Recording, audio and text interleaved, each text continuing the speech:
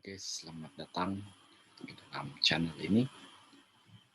Pada kali ini, saya suka membawakan sebuah pelajaran yang saya dapatkan daripada buku 28 Dasar Kepercayaan Gereja Masihi Advent hari ke-7.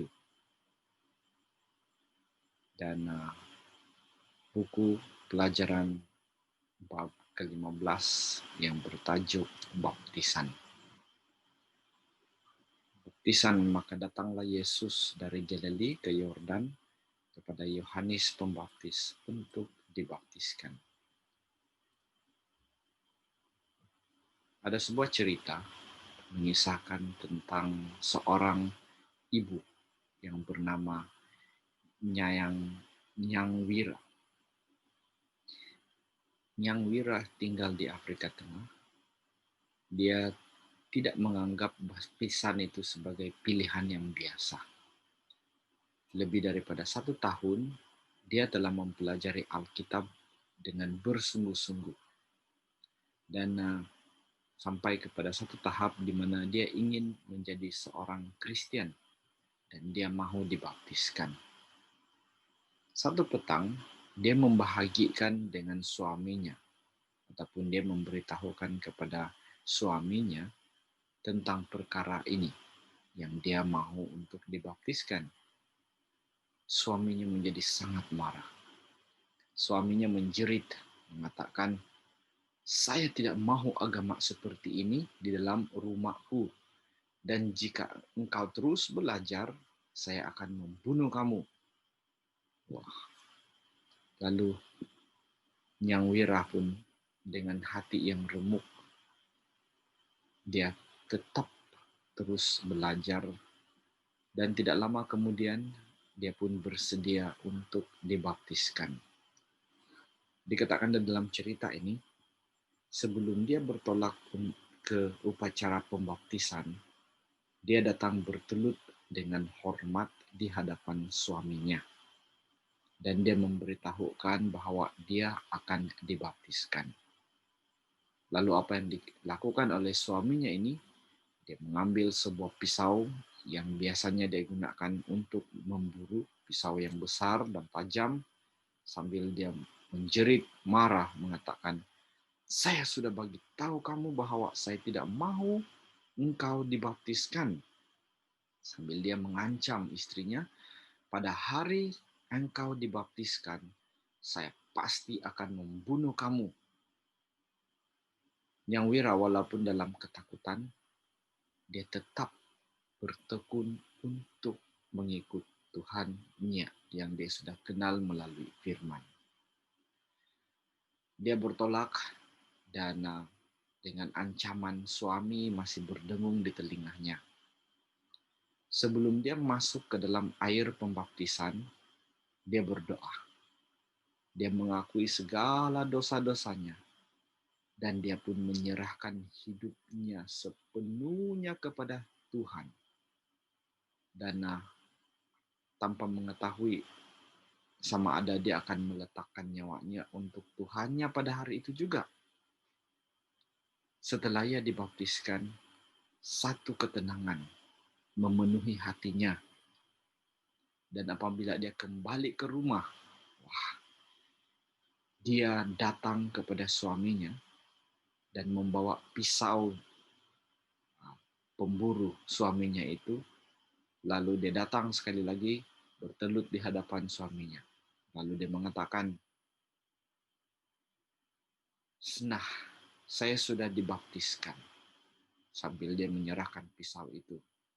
Jadi suaminya bertanya, "Maka engkau siap untuk mati?" Dan istri ini mengatakan, "Iya, saya sudah sedia."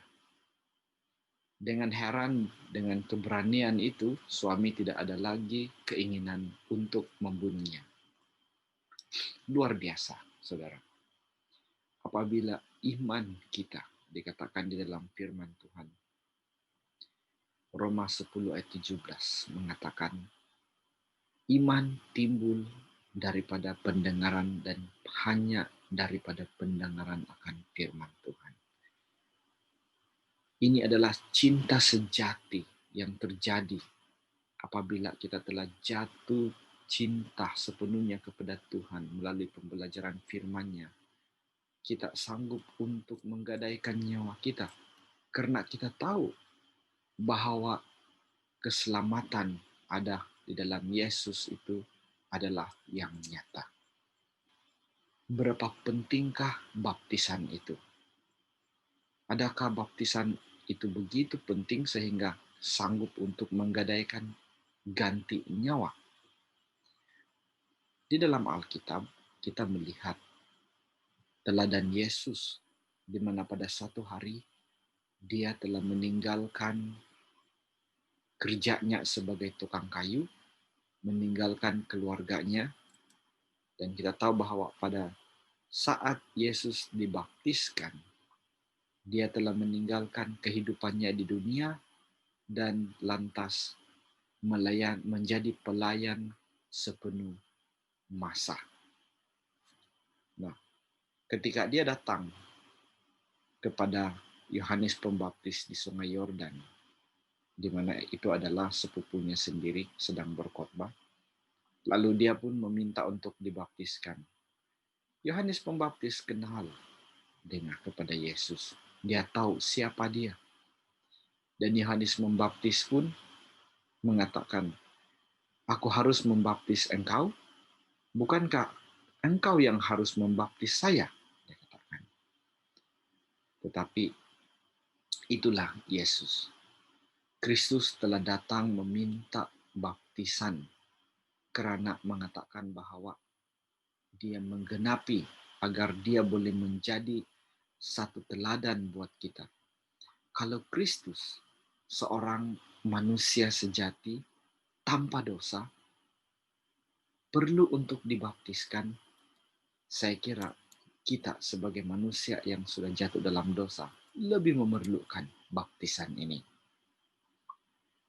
Nah, Paulus mengatakan di dalam 1 Korintus 10 ayat 1 hingga 5. Dia mengatakan bahwa apabila manusia oleh kuasa Tuhan memberi jawaban itu, keselamatan dibekalkan oleh kebangkitan Yesus Kristus menjadi kenyataan melalui pembaptisan. Bagaimanapun, baptisan yang ada hubungan pentingnya dengan keselamatan tidak menjaminkan keselamatan.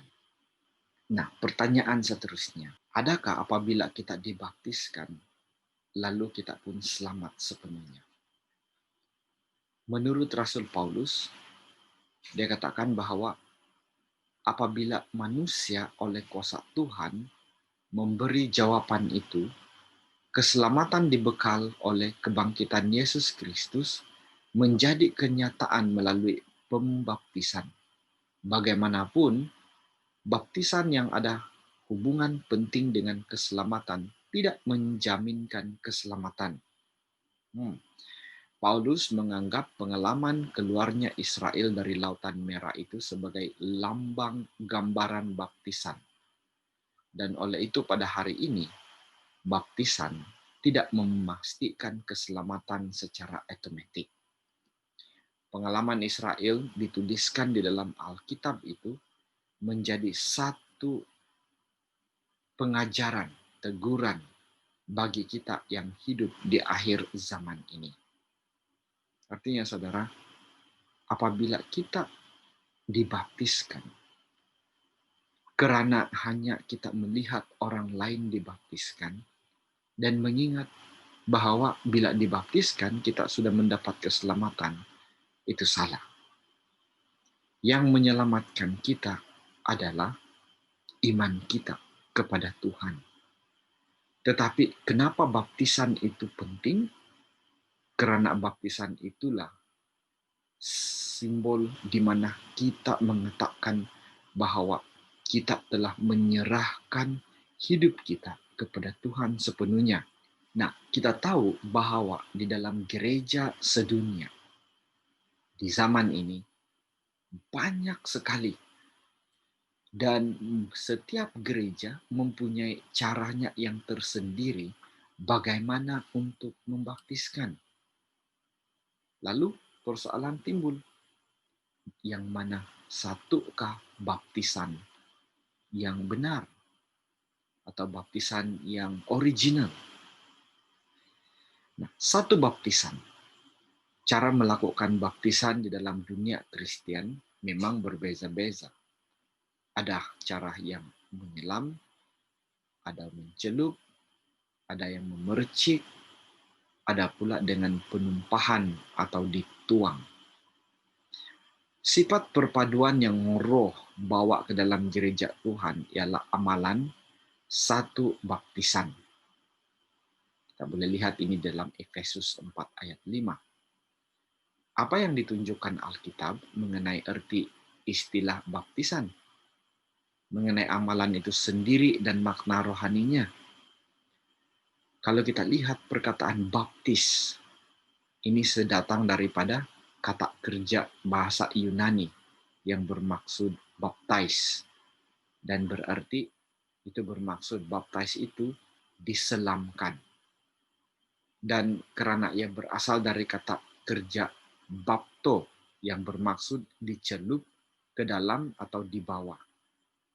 Apabila kata kerja baptis yang membayangkan baptisan oleh air, ia membawa gambaran menyelamkan atau mencelupkan seseorang sepenuhnya di dalam air. Yesus dibaptiskan. Yohanes Pembaptis membaptis Yesus di Sungai Yordan. Dan selepas itu, Yesus timbul keluar dari air. Markus 1 ayat 9 dan 10. Nah, ternyata bahwa daripada ayat ini kita mengetahui bahwa apabila Yesus diselamkan atau dibaptis, dia diselamkan sepenuhnya. Sebabnya ayat ini mengatakan Yesus timbul keluar dari air. Kalau menurut sejarah, sebelum era Kristen orang Yahudi membaptiskan orang yang mengikut agama mereka, mereka ini dibaptiskan dengan menyelamkan orang-orang Essenes di Qumran, mengikut amalan yang menyelamkan orang yang dibaptiskan itu apabila mengikut agama mereka. Ini terbukti daripada penemuan-penemuan lukisan pada mosek pada lantai, juga pada dinding, siling, dan daripada bentuk ukiran lukisan. Dan daripada sini kita melihat bahwa dahulu memang pembaptisan itu dilakukan dengan diselam penuh. Sebagaimana ditutupi oleh air, melambangkan adanya kesusahan dan kesengsaraan. Fakta ini kita boleh baca di dalam Mazmur 42 ayat 7. Dan oleh itu, baptisan Yesus dengan air melambangkan penggenapan nubuatan mengenai penderitaan, kematian, dan pengkebumiannya. Markus 10 ayat 38. Dan kebangkitannya dari air menyatakan kebangkitannya yang kemudian. Kita boleh baca ini dalam Roma 6 ayat 3 dan 5. Baptisan tidak mempunyai arti sebagai lambang penderitaan Kristus jikalau gereja permulaan telah mengamalkan cara lain untuk membaptis selain daripada menyelamkan. Oleh itu, alasan terkuat menyokong pembaptisan oleh menyelamkan adalah bersifat teologi. Dalam baptisan, orang percaya ia telah disatu padukan dalam rupa bentuk kematian Yesus yang disalibkan bersama Kristus, dan berarti tubuh lama kita telah disalibkan bersama Kristus supaya tubuh lama yang berdosa akan dihapuskan, supaya kita bukan lagi hamba dosa, karena siapa yang telah mati telah dibebaskan daripada dosa. Roma 6 ayat 6 hingga 8. Baptisan dan dunia. Di dalam baptisan, orang percaya telah meninggalkan dunia oleh menurut kepada arahan. Keluarlah dari antara mereka dan dipisahkan, kata Tuhan. Jangan sentuh apa sahaja yang kotor. 2 Korintus 6 ayat 17. Calon-calon baptisan, bila mereka dibaptiskan, mereka mengumumkan bahwa mereka meninggalkan pekerjaan setan dan menerima Kristus dalam kehidupan mereka. Baptisan juga menandakan pertobatan yang sejati. Orang percaya mati kepada pelanggaran mereka terhadap dosa dan menerima pengampunan dosa melalui darah Yesus Kristus yang menyucikan. Upacara baptisan adalah menunjukkan penyucian di dalam pembersihan dosa yang telah dia akui. Saudara, pada hari ini, apabila kita mendengarkan ketukan Roh Kudus, ketukan Yesus melalui Roh Kudus-Nya, mengetuk pintu hati kita, marilah kita membuka pintu hati kita kepada Yesus. Dan saya percaya dia akan masuk dalam hidup kita dan memberikan kita hidup yang baru, hidup yang menang dari segala dosa, dan hidup yang menuju kepada kekekalan.